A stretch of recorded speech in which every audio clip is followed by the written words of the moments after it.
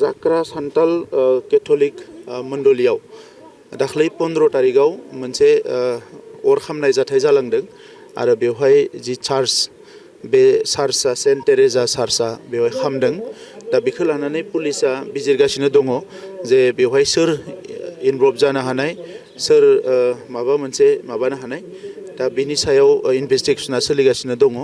दा आंबो बेवहायनो बिथांमोननि दुखुनि समाव बाहागो लाफैदों आरो बेवहाय नुनानै गोसोआव आंबो दुखु मोनदों। जोंहा बिसेसकय सिबियारिफ्रा जोबोद खस्थ' मोनदों, आघात मोनदों गोसोआव। दा नंखायनो दुखुनि समाव जों बयबो बिथांमोनजों गसंफैदों आरो बेबायदि जाथाया गेजेर गेजेर जायोब्लाबो बेबायदि चार्च एबा धोरोमनि बबेबा अनुष्ठानखौ टारगेट खालामनाया जोबोद दुखुनांथाव जादों। दा नंखायनो जायानो जाया मानो बियो पानिशमेन्ट मोननांगोन। दा नंखायनो एसपिआ बेखौ नागिरगासिनो दङ।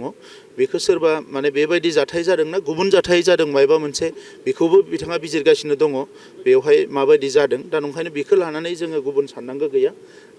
जों जिखिनिखौ बुजिदों दा बेनिखायनो जे बिथां रायजो राजाफ्रा लुबैनाय बायदियैनो चार्चखौ लुफामफिननांगौ। दा बेखौ लानानै बिथांमोननि कमिटिजों आं गाबोननो सावरायगोन। सावरायनानै बिनि सायाव बेबस्था मोनसे लागोन। आङो रायजो राजाखौ खावलायदों जाहाथे बयबो खौसेयै थायो आरो बेखौ लानानै गुबुन जाहाथे सानलायलाया बेखौनो आं खावलायदों। आरो बेबायदि जाथाया दासिम जोङो बेबायदि जानायखौ नुवाखैमोन।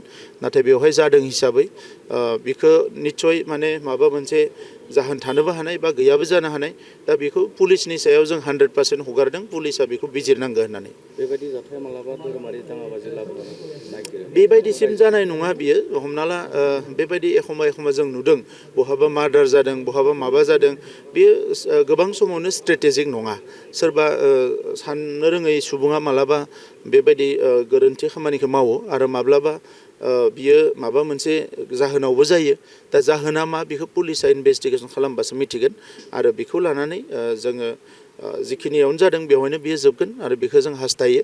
दा नंखायनो बेवहाय बर', सान्थालि, आदिबासि जिमान जनगोष्ठी दङ गासैबो ज' जाफैदों। आङो बयखौबो खावलायदों जे जों बयबो खौसेयै थानांगो, गोजोनै थानांगो आरो बिनि सायाव पुलिसनि सायाव हगारनांगो जे बियो जायानो जाया मानो पुलिसा बेखौ बरनगोन।